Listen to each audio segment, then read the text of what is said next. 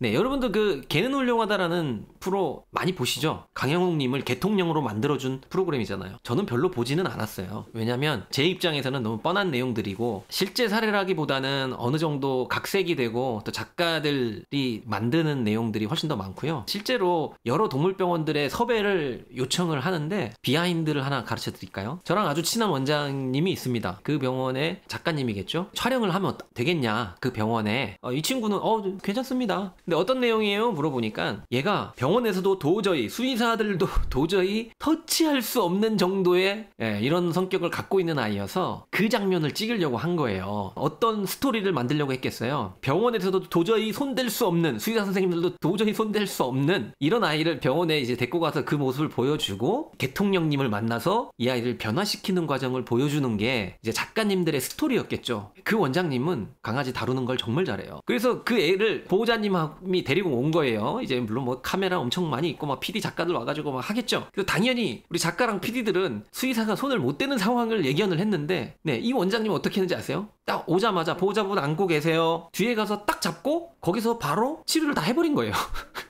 그렇게 촬영을 하고 촬영 종료되고 갔거든요. 그래서 그 원장님이 저한테 얘기를 해주더라고요. 나중에 아마 이거는 방송에 안 나올 거라고. 그런 일들이 있어요. 실제로 각본이 많다는 겁니다. 오늘 그 썸네일에 올렸던 이 내용은 어떤 내용을 제가 좀 말씀드리고 싶었던 거냐면, 네, 몽군가 아마 이름이 그럴 거예요. 아마 그 시바견으로 기억하는데 1살도 안 된 애예요. 11개월인가 뭐 그 정도 됐던 것 같고, 너무 사나운 애예요. 강영욱 훈련사님이 얘는 늑대의 본성을 갖고 있다. 늑대다, 늑대. 그래서 이제 강영욱 훈련사님이 가장 극단적인 훈련 방법을 선택을 합니다. 그냥 힘으로 제압을 하는 거예요. 거기에 여러 가지 용어들이 나오고 훈련 방법들이 나오지만 사실은 얘를 굴복시키는 거예요. 복종시키는 거예요. 힘으로. 근데 어떻게 복종을 시키느냐? 강아지들은 물잖아요. 물 때 제압하는 가장 기본적인 건 어느 부위를 제압을 하는 거냐면 목입니다. 그래서 그 영상을 보시면 목줄을 한 상태에서 제압을 할 때는 목줄을 당기면서 누릅니다. 그래서 얘가 처음에는 이렇게 하다가 나중에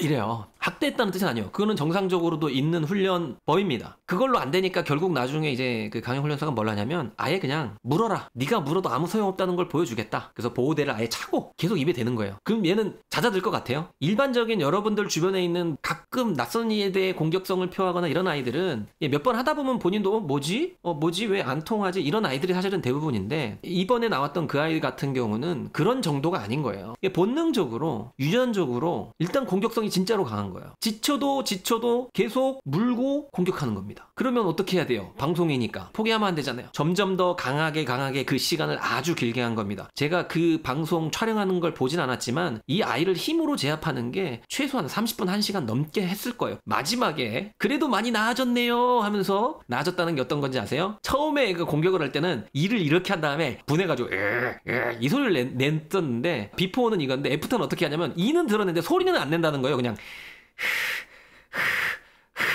이 두 모습을 보여주면서 야, 그래도 소리는 안 내네요. 이제 많은 발전이 있네요 라고 하는데, 아니 30분 1시간 동안 얘를 목을 누르고 몸에 올라타서 제압을 하고 이렇게 했는데 그럼 소리가 나요? 안 나요. 당연히 이렇게 되죠. 그래도 남은 힘을 다해서 이러는 걸 보면서, 야, 제가 이 얘기를 왜 드리냐면 그 훈련 방법이 잘못됐다라는 걸 지적을 하려고 하는 게 아니라 개훈령 프로가 나쁘다, 뭐 강영욱 님이 잘못했다 이 뜻이 아닙니다. 제가 이번 영상을 보면서 정말 꼭 보호자분들한테 말씀드리고 싶었던 게 뭐냐면, 그런 아이들은요 절대 그냥 그렇게 훈련만 하면 안 돼요. 이런 아이들이 약을 먹어야 되는 거예요. 약을. 훈련을 하더라도 약을 복용을 시키고 훈련을 시켜야 되는 거예요. 참 어떻게 보면 역설이에요. 거기서 뭐라고 얘기하냐면 개훈령 자막에도 얘는 늑대의 본성을 버리지 못했다. 얘는 늑대다. 근데 그럼 늑대를 우리가 힘으로 제압해서 얘를 굴복을 시키면 돌아올 수 있는 거예요? 여러분들, 늑대를 우리가 힘으로 제압을 할 수 있다 칩시다. 그러면은 순한 개처럼 키울 수가 있는 겁니까? 아니잖아요. 역설 아니에요, 역설? 유전적으로 선천적으로 공격 성향에 대한 유전자가 상당히 강하게 있는 아이다라는 걸 인정을 한다면, 그럼에도 불구하고 키우려면 뭘 해줘야 돼요? 그렇다면은 이 아이의 그걸 누그러뜨려줘야 되잖아요. 예를 들면 그런 거예요. 어린아이들, 공격성 있는 어린아이라든가 아니면 주의결핍장애 있는 아이들이라든가 다 교육으로 할 것 같아요? 그런 아이들이 어느 정도 중증도 이상이면요 무조건 약물 복용을 함께 하면서 상담 치료, 놀이 치료를 같이 하는 거예요 원래. 근데 아까 제가 말씀했던 몽구 정도의 수준인 걔를 훈련만으로, 그것도 어떤 훈련이요? 제압 훈련밖에 해줄 수 있는 게 없잖아요 걔한테는. 그 애 영상 내내 나오는 훈련은 그거밖에 없어요.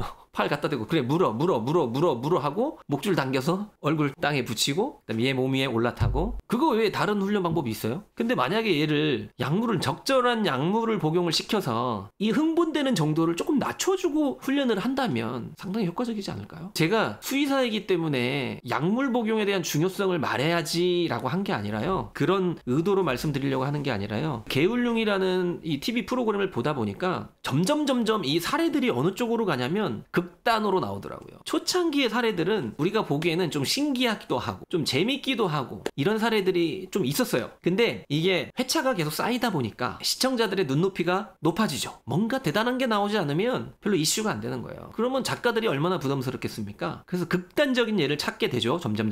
근데 그 극단적이란 건 어떤 거예요? 사실은 공격성이죠. 그게 가장 극단적이에요. 가장 궁금해해요. 그리고 가장 화제성이 있어요. 그래서 그런 걸 위주로 하고, 거기다가 일단은 이 방송의 취지가 걔는 훌륭하다. 즉 무슨 뜻이에요? 우리가 얘네와 소통을 하고 얘네의 어떤 훈련이라든가 교육법들을 조금만 우리가 노력을 하면 걔는 원래 괜찮은 아이기 때문에 다 개과천선할 수 있다. 사실 어떻게 보면 이게 이 방송의 취지 아닙니까? 근데 이제 그런 아이들이 안 나오는 거예요. 선천적인 유전학적으로도 공격성이 있는 아이들이 나오는 거예요. 근데 그런 아이들을 보호자의 교육을 통해서 바꿀 수가 없어요. 만약에 설령 방송에서는 결국은 그 아이를 제압을 해서 힘을 빼가지고 공격성을 좀 덜하는 화면을 잡고 방송을 끝내죠. 근데 이제 돌아가면 보호자분들이 그렇게 할 수 있어요? 보호자분들이 맨날 얘 목을 조르고 올라타고 해요? 그렇게 하면서 키워요? 그건 아니지 않습니까? 개울룡이라는 이 프로그램이 정말 우리 사회에 아주 어떻게 보면 반려견 문화를 선도하고 좀 선진적으로 만드는데 큰 좋은 영향력을 끼친 것도 사실인데, 이제는 조금 변해야 되지 않나 싶은 거예요. 소재가 만약에 고갈이 됐다면 포맷을 좀 바꿔서 약물 치료가 필요한 아이들은 약물 치료가 필요하다고 얘기를 해줘야죠. 그리고 정소재가 없다면 방송 그만해야죠. 저는 정말로 그렇게 생각해서 드리는 말씀이에요. 우리 반려동물도 상당히 많이 발전이 됐잖아요. 문화도 발전이 됐고 의학도 발전이 됐고, 그러면 좀 여러 가지들을 좀 복합적으로 해서 좀 가장 좋은 선택지를 찾으려고 노력을 해야지, 약 먹이고 주사 맞고 하는 것보다는 우리가 훈련으로 해서 고칠 수 있으면 제일 좋지 않아? 어떻게 보면 그게 되게 미련한 일일 수도 있다는 겁니다. 저는 몽구라는 아이 보면서 솔직히 좀 되게 불쌍했어요. 그 방송 보면서. 아직 1살도 안 된 어린애예요. 걔가 공격성이 왜 있겠어요? 뭐 트라우마가 있겠어요? 뭐 누군데 뚫는 게 맞았겠어요? 그 어린애가? 얘는 단지 그렇게 태어난 거예요. 정신과적으로. 뇌 구조가 그렇게 된 거예요. 그래서 자기는 계속 뭔가 야 힘들어 하면서 막 소리를 지르고 물고 하는데, 야 안 된다고 했지 하면서 목을 막 눌러요. 숨찰 때까지 막 목줄을 당겨요. 이해가 돼요 얘는? 물론 그러다가 애가 힘이 빠지면 복종을 하겠죠. 꼬리도 내리고 눈도 깔고 이렇게 하겠죠. 근데 그게 얘가 개과천선이 된 겁니까? 그게 훈련이 된 겁니까? 우리 강아지들 교육법도 이제는 좀 더 선진화되지 않아야 되겠느냐. 실제로요, 약 먹으면 많이 좋아지는 경우 많아요. 우리 그 강영욱 훈련사님의 그 스토리 아십니까 여러분? 아버지가 뭐 개 농장인가 했었었고, 어릴 때 본인은 그걸 보면서 자랐는데 그거에 대한 트라우마가 너무 크고, 그래서 개를 때리고 뭐 잡고 뭐 이런 것들을 어릴 때 너무 많이 봤대요. 그래서 그거에 대한 반감이 너무너무 커져서 이제 개 훈련사가 되기 시작했는데, 그 당시만 해도 강압적으로 하는 훈련들만 있어가지고 회의감을 느끼고 외국 어딘가에 가서 이제 좀 뭐 교육을 받고 오셨는데, 거기는 이제 되게 선진적인, 아이들을 강압적으로 훈련하는 방식이 아니라 아이들을 이해하고 아이들과 소통하는 방식의 그런 훈련법을 외국에서 좀 체험을 하고 와서 우리나라에 와서 이제 그런 훈련법들에 대한 설파를 한, 그러면서 강영욱 님이 천천히 이제 개통령의 자리에 온 건데요. 그런 강영욱 님도 그런 사납고 통제가 안 되는 아이를 보면 어쩔 수 없다는 거예요. 그런 경우는 힘과 파워로 제압을 하지 않으면 도저히 불가능한 훈련이라는 거거든요. 결국 어떤 상황이 닥치면 결국은 그런 훈련이 들어갈 수밖에 없다는 겁니다. 그리고 그런 훈련이 무조건 잘못됐다는 뜻이 아닙니다. 하지만 그런 훈련의 강도가 무한대로 높아지면 되겠습니까? 그런 경우라면 약물 치료를 꼭 병행하는 게 맞다. 선생님 소신발언 항상 응원합니다. 본인이 강압적인 훈련 방식이 싫어서 일명 선진국 가면서까지 배웠을 텐데 결국에는 갈수록 강압적인 훈련으로 가는 듯하네요. 그리고 다른 훈련사님들 영상 보면 TV에서 너무 강압적이라는 내용으로 영상 올린 거 저는 봤습니다. 이게 그니까 제가 역설이라고 하는 거예요. 역설. 네, 역설이에요.